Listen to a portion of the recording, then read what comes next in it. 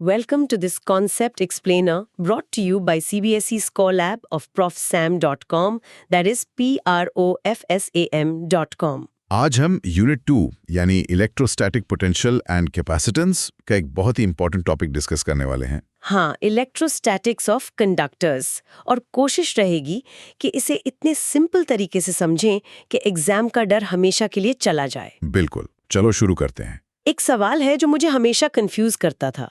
कभी सोचा है कि जब आसमान से बिजली गिरती है तो सब कहते हैं कि कार के अंदर रहना सेफ है। ऐसा क्यों? कार तो मेटल की बनी होती है, उसे तो करंट अट्रैक्ट करना चाहिए ना? राइट, ये सवाल बहुत कॉमन है। हाँ, मुझे तो लगता था मेटल बॉडी की वजह से कार और भी ज्यादा डेंजरस हो जाती होगी, पर होता इसका उल्टा है। बिल्कुल सही सोचा तुमने, ये काफी काउंटर इंट्यूटिव लगता है। और इससे जुड़ी एक और अजीब बात बताऊं? हाँ बताइए। बड़ी बिल्डिंग्स के ऊपर जो लाइटिंग रॉड्स लगी होती हैं, वो हमेशा आगे से पॉइंटी यानी नुकीली क्यों होती हैं? ओह हाँ, मैंने नोटिस किया है। वो फ्लैट या गोल क्यों नहीं होती? इन दोनों अजीब से सवालों का जवाब एक ही कॉन्सेप्ट में। अच्छा, हाँ, कंडक्टर्स के बेसिक नेचर में। तो चलिए इस कॉन्सेप्ट को आसान भाषा में समझते हैं। ओके, तो सबसे सिंपल शब्दों में कंडक्टर एक ऐसा मटेरियल है जिसके पास बहुत सारे फ्री इलेक्ट्रॉन्स होते हैं। फ्री इलेक्ट्रॉन्स मतलब वो आवारा होते हैं, कहीं भी घूम सकते हैं। हाँ, एक तरह से। उन पर उनके एटम के न्यूक्लियस का कंट्रोल बहुत कमजोर होता है। ओके।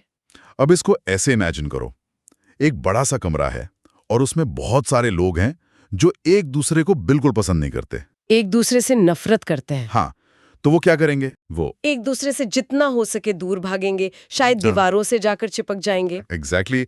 कंडक्टर्स में ये इलेक्ट्रॉन्स भी बिल्कुल यही करते हैं। हाँ। उनके बीच इलेक्ट्रोस्टैटिक रिपल्शन होता है। अच्छा। तो जैसे ही हम कंडक्टर को कोई एक्स्ट्रा चार्ज देते हैं, ये सारे नफरत करने वाले इलेक्ट्रॉन्स एक दूसरे से दूर भागकर उसके सरफेस पर यानी सतह पर फैल जाते हैं। मतलब सारा का सारा चार्ज हमेशा सरफेस पर ही रहता है, अंदर कुछ नहीं। बिल्कुल।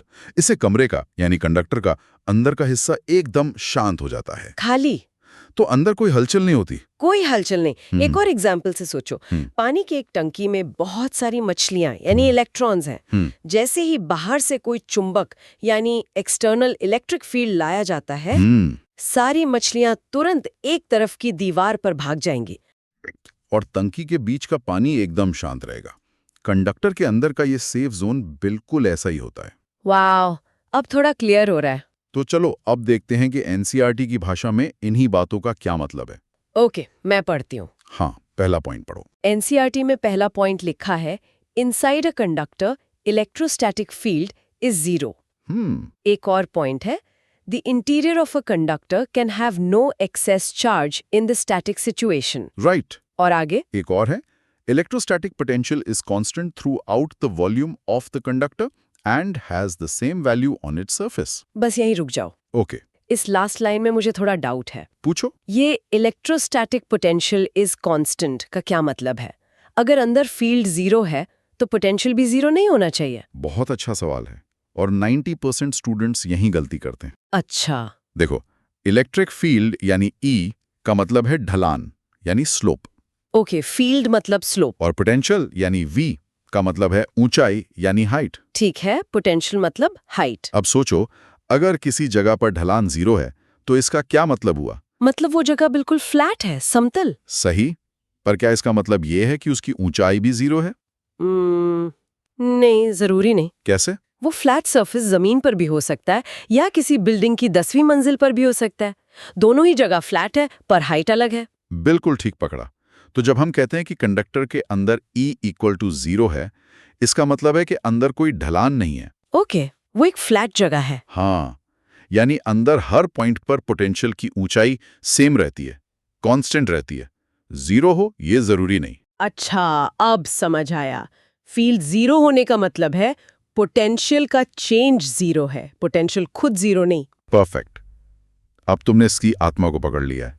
Hope everything is clear so far. This concept explainer is from profsam.com, that is profs.com. तो चलो इसी कॉन्सेप्ट पर एक छोटा सा सवाल करते हैं। ठीक है। मान लो एक खोखला मेटल का स्फीयर है, एक हॉलो स्फीयर, ओके। और उसकी सरफेस पर 10 वोल्ट का पोटेंशियल है। ठीक है। तो उसके एकदम सेंटर में पोटेंशियल कितना होगा? पहले मैं सोचती कि शायद 0, क्योंकि अंदर तो फील्ड 0 है। और अब लेकिन अब मैं कहूंगी सेंटर पर भी पोटेंशियल 10 वोल्ट ही होगा। क्यों? क्योंकि कंडक्टर एक इक्विपोटेंशियल बॉडी है।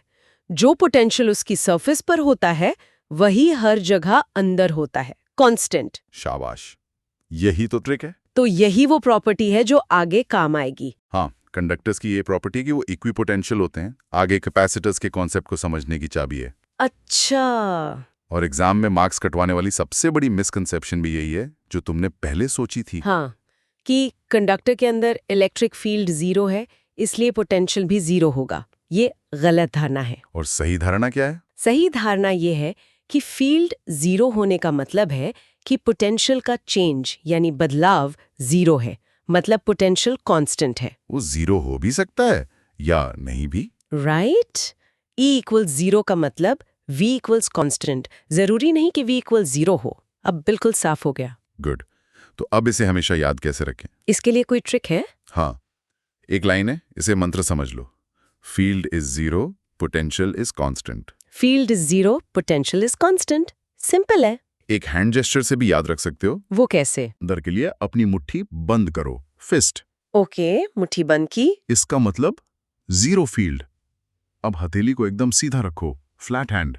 ठीक है। इसका मतलब कांस्टेंट पोटेंशियल। ओह वाव, फिस्ट मतलब 0 फील्ड, फ्लैट हैंड मतलब कांस्टेंट पोटेंशियल। ये तो हमेशा याद रहेगा। और वो कार वाला एग्जाम्पल तो है ही। हाँ, इलेक्ट्रोस्टैटिक शील्डिंग।